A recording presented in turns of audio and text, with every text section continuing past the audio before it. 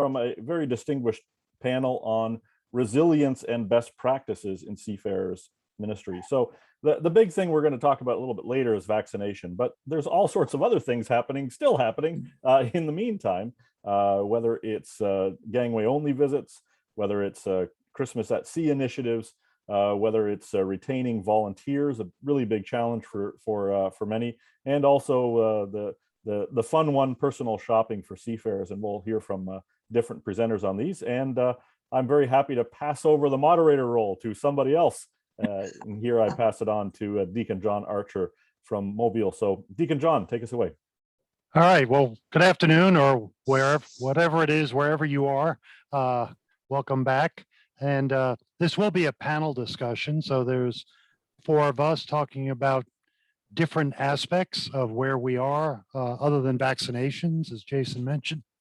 Let me just do some introductions, if I may, as to who is on the panel. We'll start off with Joanne Bartosik, and Joanne has a BFA from Ohio University, a master's from NYU, some 25 years of nonprofit experience in fundraising and resource development, some program design and evaluation, special events, and volunteer management. Don't everybody run out to get her number when we're finished with this. She joined Seamen's Church Institute as a manager of the Christmas at Sea program in July of 2018, after serving as an outreach and development program manager for the Church of St. Luke in the Fields in New York City. So she will talk to us in a little bit about the Christmas program. The Reverend Cristi Chapman is from the Seattle Seafarers Center. She joined in February of this year as executive director. She also served for 3.5 years at St. Mark's Episcopal Cathedral in Seattle as an associate to the rector and as canon for spiritual growth and stewardship. Cristi was ordained a priest in 2017, and prior to ordination, she has a background somewhat like mine, University of Washington for 15 years as a director of cost accounting and 5 years at KPMG, an international accounting firm. Third person is no stranger to NAMMA. Michelle DePooter is a chaplain in the Montreal ministry to Seafarers. Michelle has been there since 2000. She has a bachelor's degree from Kuiper College and a master's from Fuller Theological Seminary. She's currently the vice president on the NAMMA board and sits on the Canada National Seafarers Welfare Board. I am John Archer. I am with Stella Maris in Mobile, Alabama. For those of you that don't know our coastal geography, Mobile is about 2 hours to the east of New Orleans, and we will probably make the news sometime this weekend as there is a tropical storm heading into the Gulf of Mexico. So somewhere in the weekend, we will probably show up on the map as one of those cities in the line. I'm a Catholic deacon. I was ordained in 2008. Spent 35 years in California, so West Coast people, hello. I was also a CPA, and I'm not going to give any more of my accounting background because Jason was hinting for help yesterday on finance side, and I don't want to do accounting anymore. That's why I'm in ministry. Each one of us is going to talk a little about our ministry. I have the topic of gangway visits, which is a relatively simple topic. And I was struggling as going through it. Well, you go up the gangway. But I'd like to propose starting off just kind of a recap of, what we've been doing the last year. What's happened in the past, well, it's 16, 17 months now. And as I was looking back over everything, I said, our last escorts that we had were in February, which for us, that means Mardi Gras is over. And we got through Mardi Gras, but all driving ceased. All visits were going to cease very soon on March 10th. Shortly thereafter, our Archbishop told everybody, stop. And I got a very specific call. I hope he's not on here saying, John, that includes you. no going on board right now because of the virus. So starting in March, we did nothing. We did nothing until the end of April.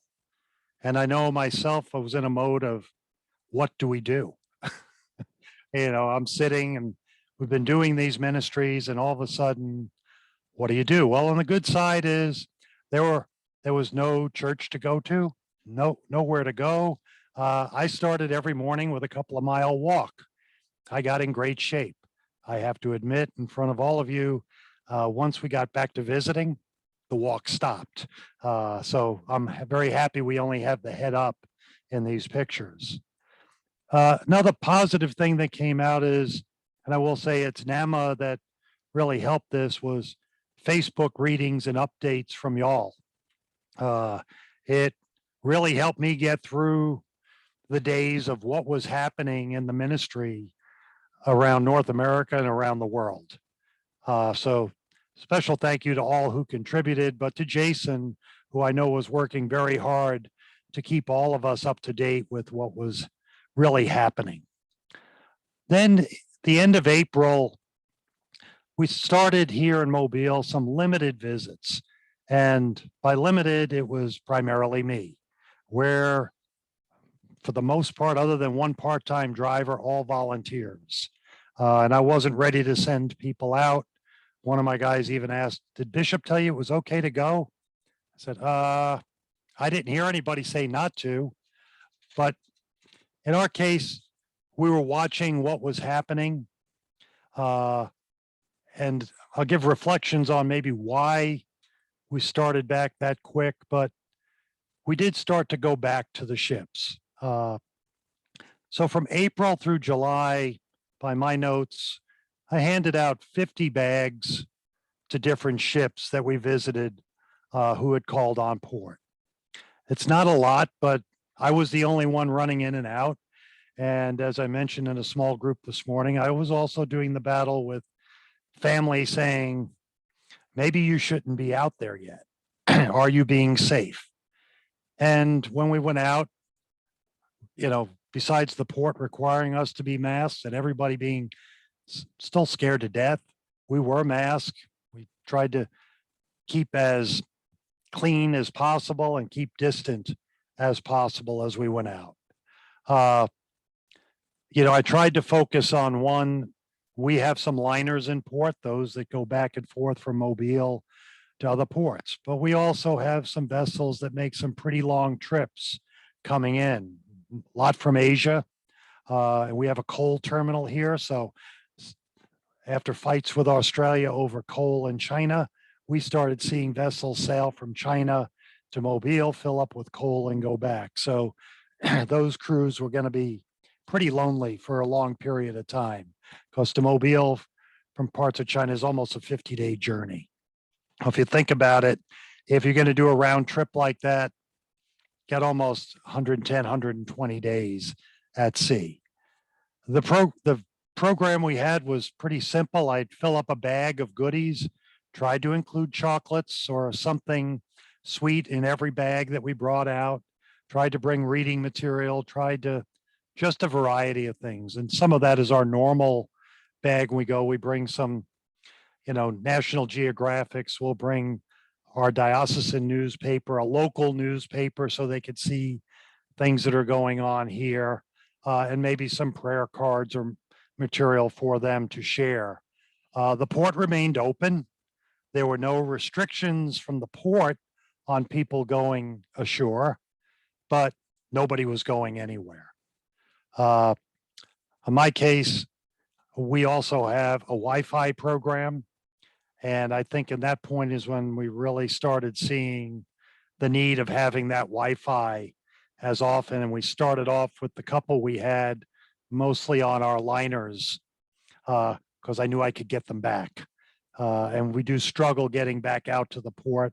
And my wife, God bless her, when I turn around, all of a sudden the phone rings and it's like, I'll be back in about an hour. I got to run downtown. Did you forget another Wi-Fi? Yeah, they just called.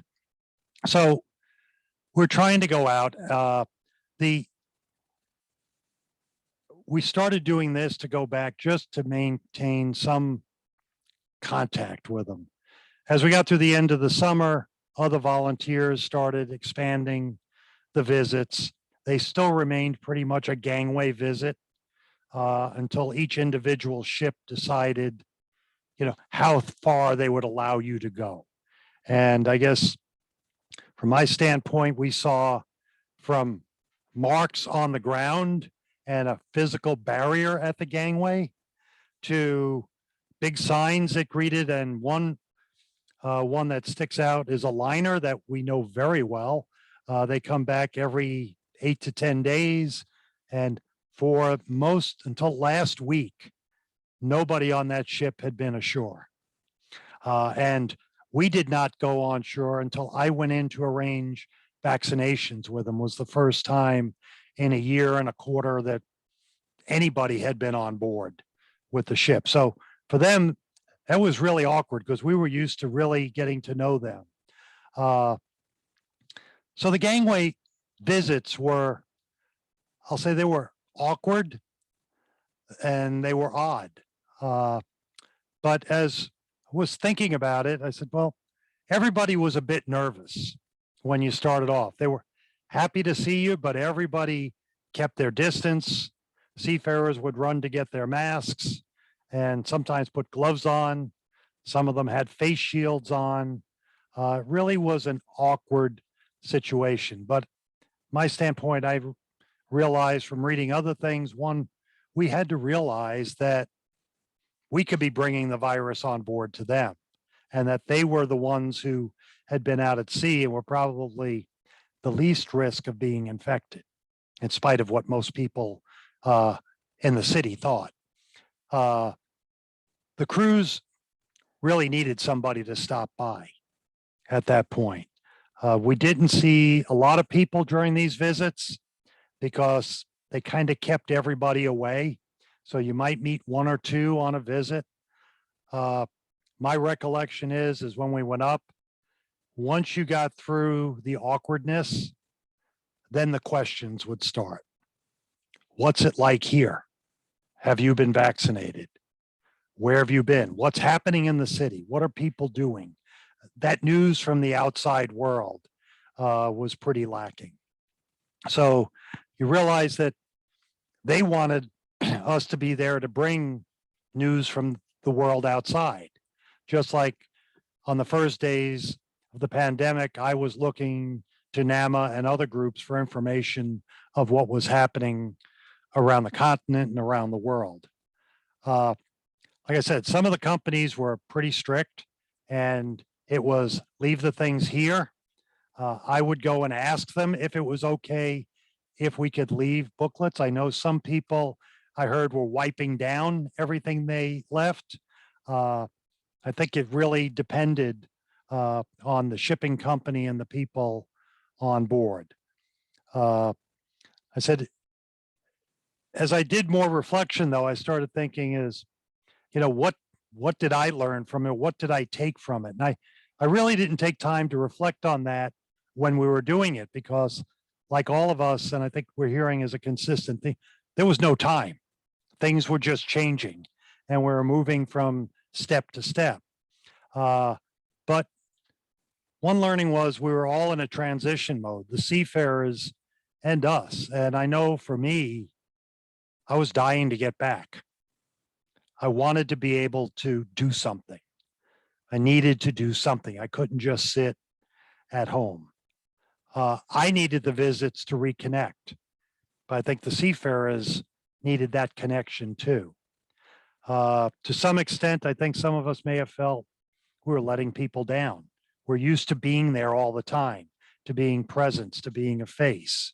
And by not going out, whether it was realistic expectation on ourselves, we just felt like we should be there. But we also had fears for our own families. What are we doing? Where are we going? Because it was really a new time.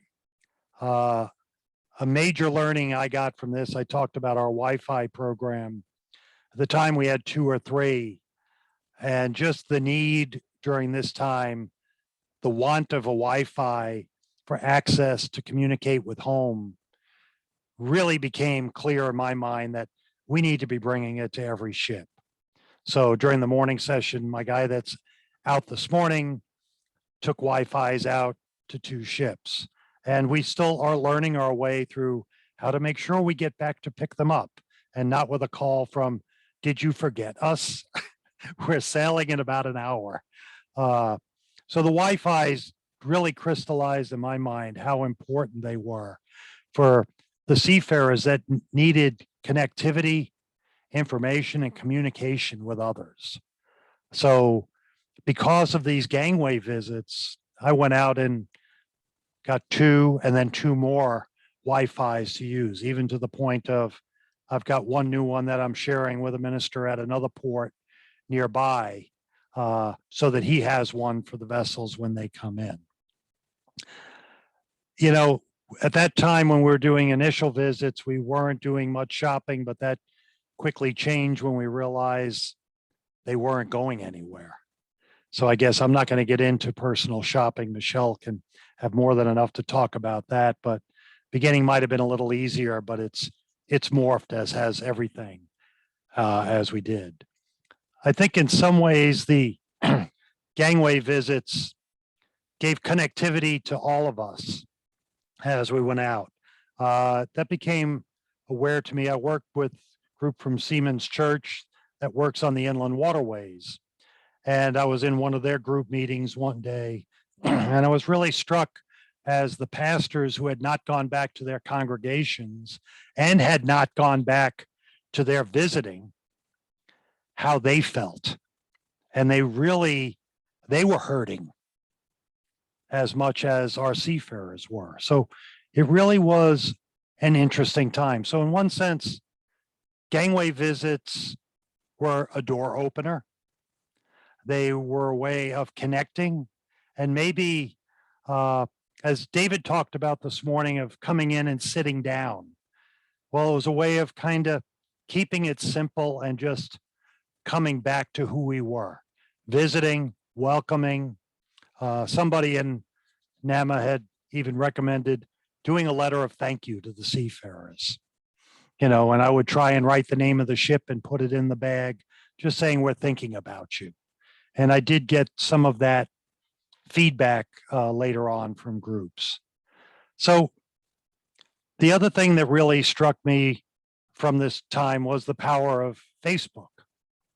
I'm not a tech geek, and I had been using it for some posting, but during this period, I started putting more information.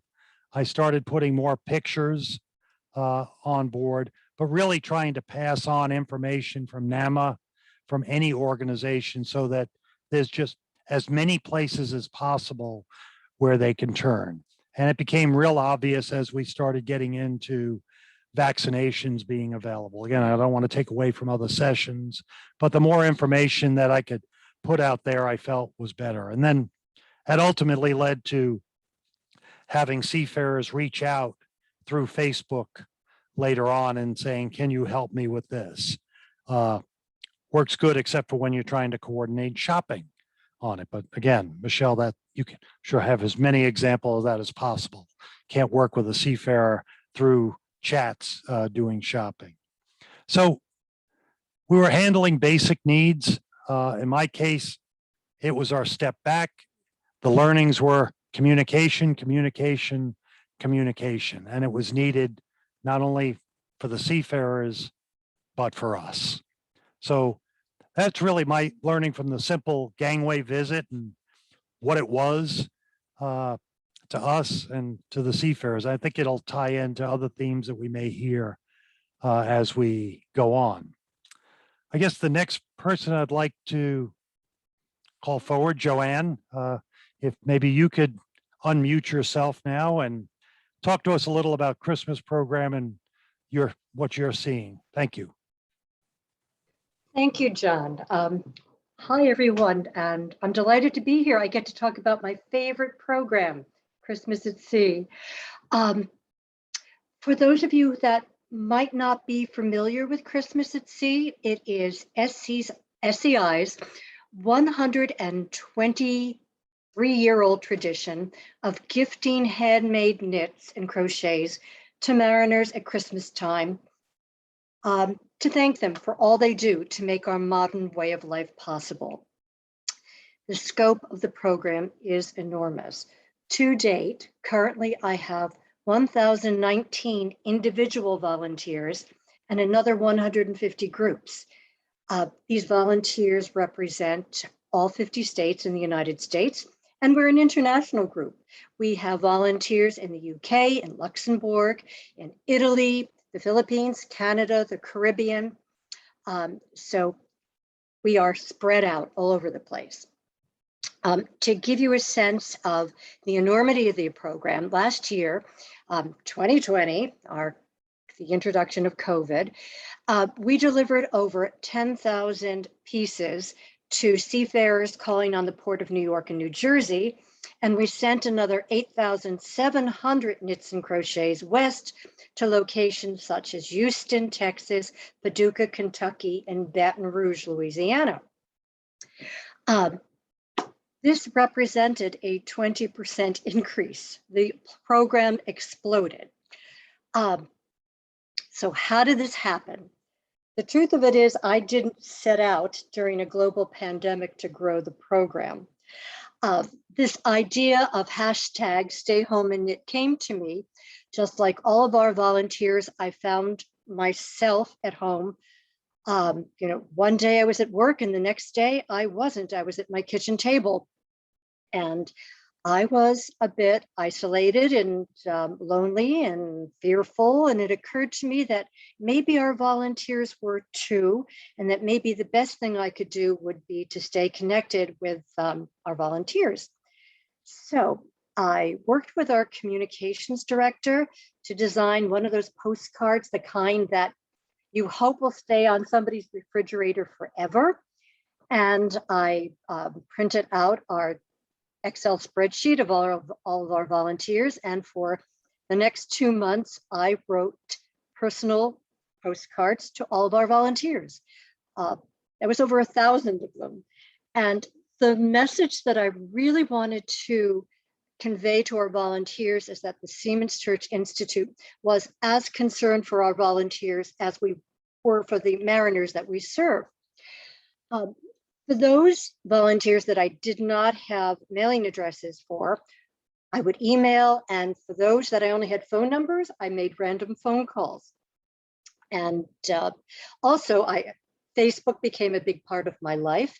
I encouraged all of our volunteers to share what their projects were on Facebook, and I had my son video me with messages to our volunteers and showing everybody what my projects looked like.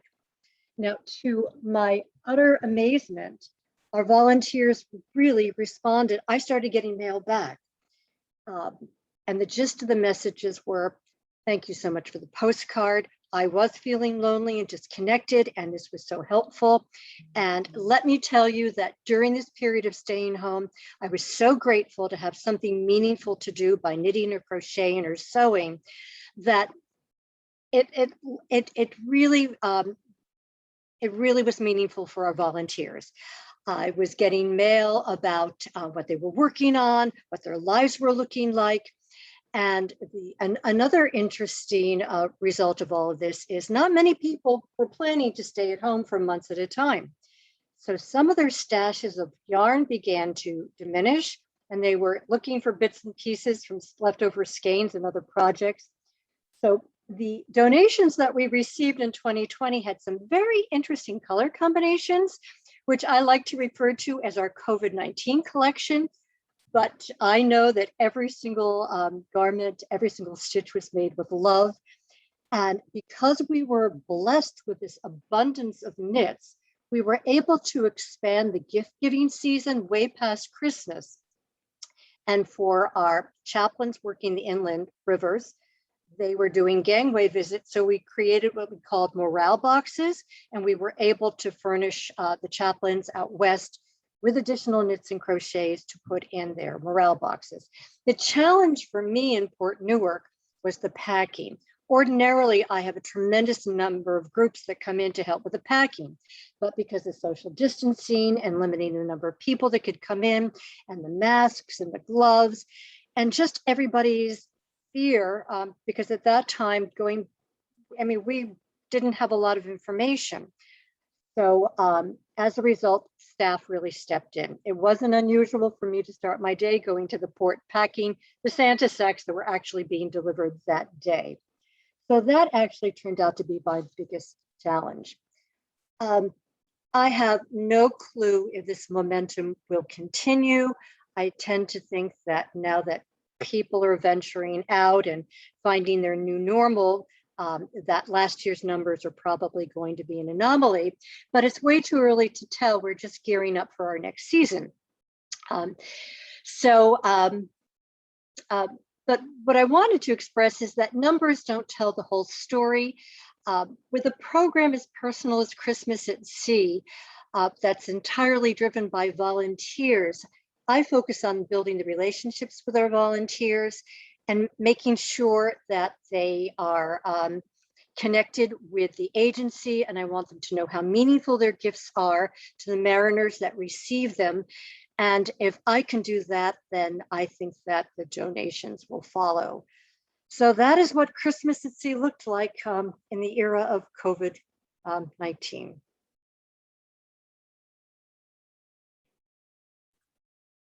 Thank you, Joanne. And some of those boxes made their way to Mobile, so thank you. And they were appreciated by the crews down here on the river. When we go next to Michelle DePooter, and being I already talked a little bit on shopping, she can talk to us about becoming the personal shopper of our seafarers. Yeah, so personal shopping for seafarers, I think it's something that many of us have faced and something that we did not expect necessarily to happen. So I know in Montreal, we've gone shopping for seafarers before. I've had it where, a very overworked chief officer just can't get off the ship, newly married, his wife sends him a list of very specific items that she wants. And so he's come to me, would it be possible to please, and okay, it's a, one-time thing, fine, I've done that. We've also bought things before for the ship, large exercise equipment, that sort of thing. So it's not that we've never done personal shopping before. It just tended to be more of those more unusual situations that seafarers either absolutely couldn't go ashore and their wives sent them a specific list, or large items that they just had no way of getting to the ship themselves. And so when the pandemic hit and all the crew were confined on board, I think for most of us, we probably thought that this was going to be a short period of time. So sure, no problem. Somebody wants something, fine, it's just a one-time thing. Next time, next month when the ship is back, everything will be fine, the crew can go ashore.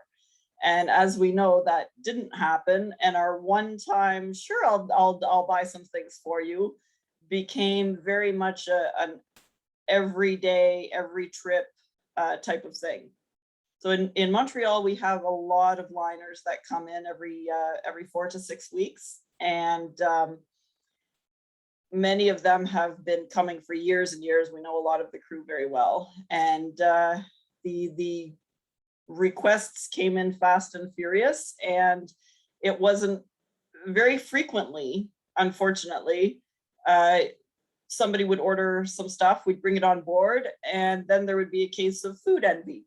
And so everybody sees, oh, this guy got that one and this one got this, well, I want that too, can you order me?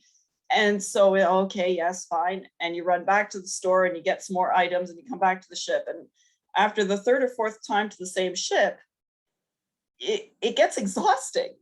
And so after a few months of this, we quickly found out that this is unsustainable. It's one thing if you're doing it for, a few weeks, maybe a month, maybe 2 months, but we soon realized, a year and a half ago, that this was not going to be a short-term thing. And things needed to be streamlined a little bit more. So what we did try to do, and I will preface it by saying we're not perfect and we haven't always followed our own protocols, but we have tried to tell at least our regular ships, like, you have to send us a list 1 or 2 weeks in advance, because even though Amazon advertises that they can get it overnight, not all of us have Amazon Prime, and not everything is overnight shipping. And so that's one of the things that we tried to instill in our regular seafarers, at least, that they needed to send us the list 1 or 2 weeks in advance, and ideally just have one person on the ship send us the list, so that we're not dealing with 3 people who are sending us messages on Facebook Messenger, and another 4 people who are sending us messages on WhatsApp, and then the captain sends a separate message by email. In many cases, it took a little bit of time, but in most cases, many cases, the seafarers seem to understand that. And for a number of our ships, I will be communicating with 1, maybe 2 people, where they kind of collate their list, and they'll send me a list. They say a second officer wants this, third officer wants this, captain wants this, AB wants this, and then it's very easy to get it. The other thing is, we had to tell them specifically that for Canada, they have to look on amazon.ca, not amazon.com. Also walmart.ca, not walmart.com, because they're very different items and very different price points. And shipping costs, there have been some issues with people ordering things from US websites and then having a surprise bill of $200 for Canadian customs duties, which they've not appreciated too much. So we've had to make that very clear to them as well, that they have to look on the Canadian sites if they want us to order for them. The other challenge that we have found is that our Seafarer Center address is not easy to find. So our mailing address is a post office box, but delivery companies won't deliver to a post office box. And where our Seafarer Center is, delivery companies don't always try very hard to deliver it there. And so for most of our Amazon or other online orders, they come to our house. So it's to the point now that when my doorbell rings and my kids see a package at the door, they no longer ask what it is. They'll immediately tell me that another package for the Seafarers has arrived, which, much to their disappointment, but they've gotten used to it now. And so that does make it a little bit more difficult, because we have to also figure in the days that we're working and our days off or vacations to make sure that any deliveries we're getting are happening when we can get it to the ship, working around our days off and stuff like that too. So we've tried to manage some things. In some ways it's worked. There are some days that, like I said, we do have those protocols in place where we tell them 1 to 2 weeks in advance. And I think that's important, because then we have the permission to say no, so that if the seafarers then come and we deliver to the ship, or we visit the ship and they ask us, well, can you buy me this or that? We can say, no, we told you you had to send it to us a week before arrival. Unfortunately, we're not able to get it. And having those protocols that everybody on our team understands and knows that then if the seafarer doesn't like one person's answer and goes to the other person can also say, no, I'm sorry, we already told you, you have to send us the list 1 week in advance. And so it does give that permission to have those boundaries and to say no, and to say, well, I'm sorry for this time, but next time I can get it for you. Another thing that we discovered was, for us, we do have a ministry credit card. And so we try and put all of the seafarer purchases that we use on our ministry credit card, not on our personal credit cards, just to kind of keep it a little bit clearer as to what different things are for. It's just, the accountability is a bit easier that way, and your bookkeeping and personal bookkeeping, and that it makes it clearer. So that was another thing that in some ways was good, but in other ways, at the end of the year, it made our bookkeeper go a little nuts because she couldn't necessarily reconcile where all the money was coming from and what matched. So she's on the call today, Patty, and has been very, very wonderful. And I'm very thankful for her for taking care of all the receipts and reconciling all the numbers.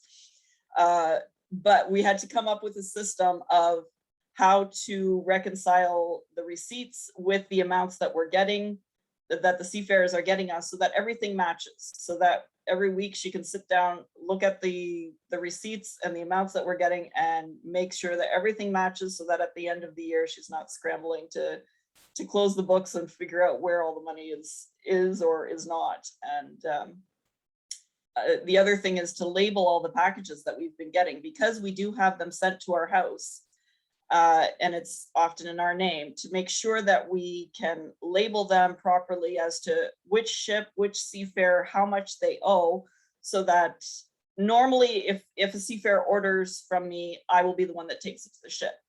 But for example, I was on vacation last week, so the ship that was in last week that ordered a whole bunch of stuff from me, I wasn't there, so I had to make sure that my colleagues knew who the different packages were for, how much they owed, and in order to make it easy for everybody. And so we've tried to, we've got bright yellow tags that we try and put on all our packages that makes it very clear as to who's, whether it's been prepaid, how much they owe, any of that sort of thing.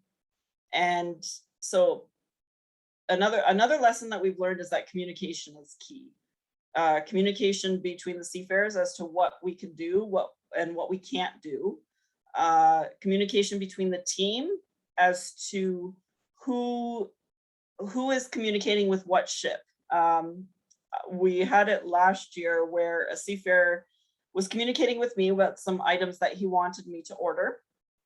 And when I mentioned to David, our other chaplain, that this particular seafarer was, or that I was ordering stuff for this particular ship, he's like, oh yes, since you're ordering, I've got some stuff as well. Can we just make one order? I said, sure, no problem.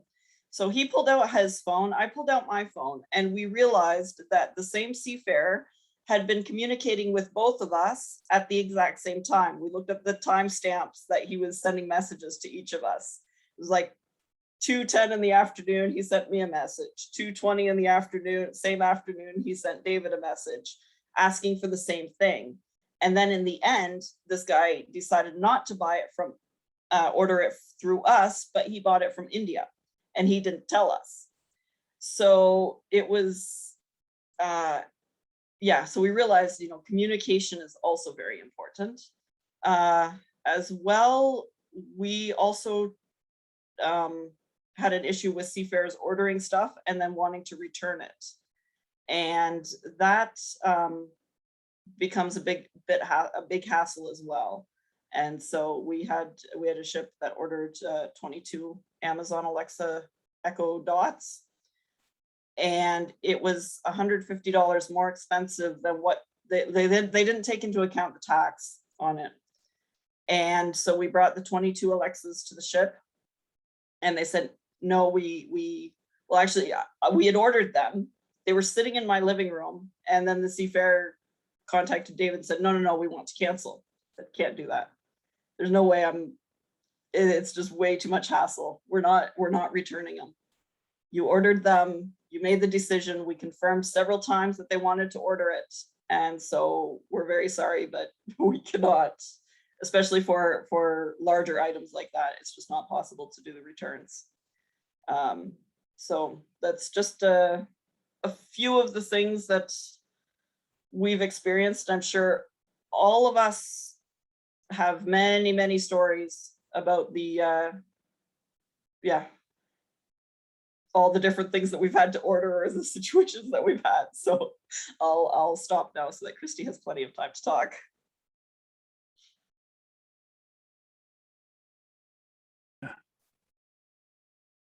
Okay, Michelle, thank you very much. Looking at the comments that are coming in, yes, there's recommendations, there's advice. if we get time, we can circle back on some of those. Thank you very much. Cristi, would you mind taking a few moments and talk to us a little about your lessons on retaining volunteers during this time? And welcome. Thank you. It is good to be with all of you, and it is a great joy to share some of the lessons that I have learned in my short tenure, my short 6-month tenure at the Seattle Seafarers Center about volunteers. The history of our center is that we have taken great delight and great pride in the number of volunteers that we have engaged in the work and the ministry of the center. And many of those volunteers historically have been involved in things like Christmas at Sea and our Ditty Bag program that we practice in the fall and during Christmas, and also in cruise ship driving. And so COVID has presented a very interesting challenge and an opportunity for us. And I have learned lots of lessons that I am going to share with you guys. I did accidentally post my 5 points early in the chat, and so they are there at the very top of the chat. So these are the things I'm going to talk about. So the first thing that I want to share is to know your context. So know what it is that you are asking volunteers to get involved with. It's one of the things that I have found especially helpful too in my early days at the center. Our context in Seattle is actually much larger than I realized when I first said yes to come be the new executive director. So in Seattle, we are the 6th largest port in the United States. And when you combine us with Tacoma, we become the 4th largest port. The Puget Sound ports have an enormous amount of traffic that come through our waters. And so in Seattle, that means that we have about 50 ships a month that are in port. And there are 1.4 FTE of our center, usually one full-time intern. And then that means that there are many other volunteers who come around us to help us provide ministry and pastoral presence to seafarers. And so knowing that context and knowing that when we are going out and talking to people who are really interested in volunteering for our center, it helps us to be able to say to potential volunteers, this is the kind of work that we get to do, and this is the kind of work that we want to invite you into along with us. We do have a number of new ship visitor volunteers, and in fact, a couple of them are on this call. I am grateful to all of you who have joined us. Some of you have not yet made ship visits. Some of you are just about ready to make your first ship visits. But we rely heavily on volunteers for ship visits, for our Christmas at Sea program, and for a whole lot of other things. And so being able to know the landscape and the lay of the landscape in a given port, I think is really helpful, so that you are then able to really, I think, authentically and honestly and completely talk to volunteers and potential volunteers about what you are asking them to get into. A little bit more about context in Seattle too. Like all of us, we have been dealing with COVID for a long time. In Seattle, it's almost 20 months at this point, and many people here, we are grateful and fortunate that most people here are vaccinated. And there continues to be a lot of concern by our volunteers, especially our ship visitor volunteers, about whether or not they themselves are going to take COVID onto ships. And so we continue to be really thoughtful with our ship visiting practices, and also with volunteers to hear that, to help them name that is a concern, and to figure out how we adapt to that as well. And so again, so just know your context and keep reflecting on it. John said this, and we all know it. We are just living in a season of change, and we are going to be in a season of change for a very long time. And so really being able to deeply reflect on what's going on at your center right now and for the next 6 months or so, I think is really helpful as we figure out how to engage volunteers and staff in this amazing work that we do. Be creative. So that's another thing I think that we have all learned, and we have heard from John, from Joanne, and from Michelle too, about how their centers have had to be very creative. We too have had to be creative in Seattle. Historically, we have not done any personal shopping, and then COVID happened, and we realized that we, along with the Seattle Chandler, we're going to start doing lots of personal shopping. So we have, that's part of our recruiting with some volunteers. There are people who love to go shopping. I am not one of those people who loves to go shopping. And in Seattle, it's very hard. Traffic is terrible in this city, and it is a very spread out city. So it takes us a lot of time, but there are people in this city who love to go shopping. And so it's another avenue for volunteers to get involved in a way that they didn't necessarily anticipate that they were going to be able to get involved with. Our Christmas Ditty Bag program is another way that we have really been able to encourage volunteers, especially those who live far from the port or who are outside the state of Washington. We have really encouraged people to get involved and to share it for people who are here and for people who are beyond the state of Washington, to say this is one of the ways that they actually get to support seafarers that they didn't realize that they were going to get to do. And there are simple ways too that we are discovering and encouraging people to get involved, volunteers to get involved. Simple things like we like to give calendars to seafarers. And so it's time for us to start collecting 2022 calendars so that we can give those out to seafarers. And people love to send us those calendars or National Geographics. Those are super simple ways that people are volunteering when they give us those gifts to then turn around and to give to seafarers. Be flexible and agile. And again, we all know about this. And in Seattle, our particular example is around vaccines. It took us about 2 weeks. Somehow the Spirit helped us be able very quickly to rally in early May to be able to start providing vaccines to seafarers. And in the last 2.5 months, there have been about 2,300 seafarers in the Puget Sound who've been able to get vaccines. And it was because we were able to adapt very quickly, working with our partners in our medical clinic, and then also with the port and with ITF to make that happen.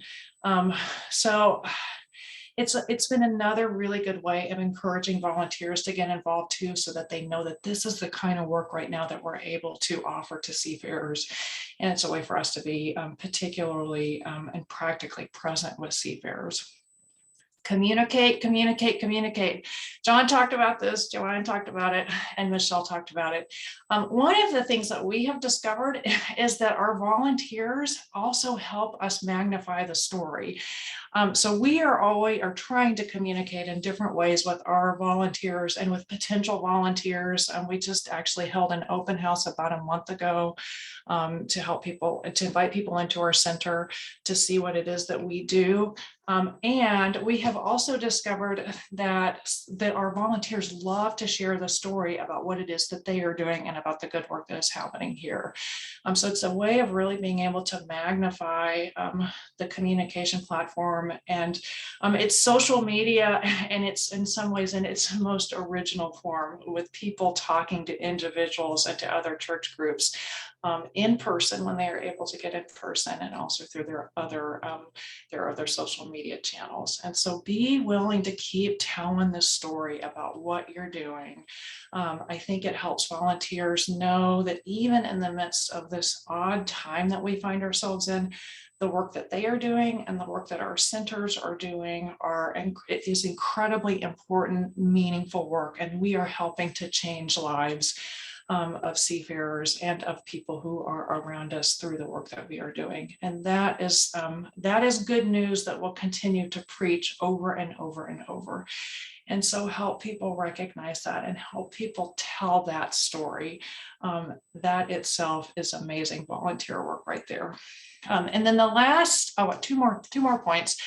Be willing to let things go. We wrestle a bunch with this in Seattle. One of the things that I have discovered with some of our volunteers who have been faithful volunteers for a long time is that we are going back to them to see if they want to participate in new ways, or if they want to pick up what they have done post-COVID, or as we slowly emerge out of COVID. And I've heard from a few people who have said, no, I'm done now. COVID has provided this opportunity for people to do a lot of really deep reflection about what's meaningful, and about how they have changed, and about how their ability to engage has changed.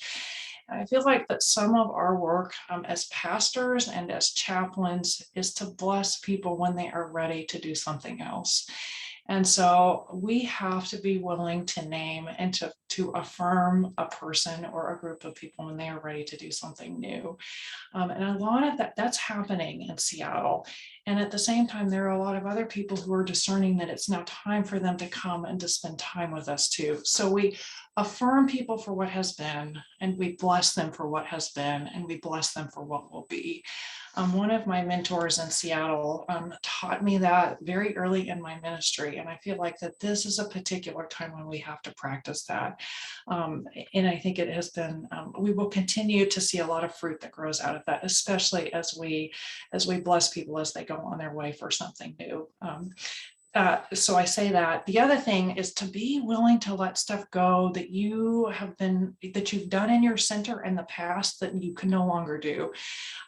And for us, that is around our cruise ship driving right now. Cruise ship driving in the past, we have driven anywhere from 10 to 15,000 crews of crew, like individuals who are crew members on cruise ships. And we can't do that right now. And that is one of our major money makers for our center. So we have basically had to walk away from $50,000 a year of revenue, but we cannot do it right now. And we can't, the port will not let us do it. And the crew agencies won't let us do it. And me as a pastor will say, I don't think it's safe for us to be doing that right now for either crews or for our volunteers.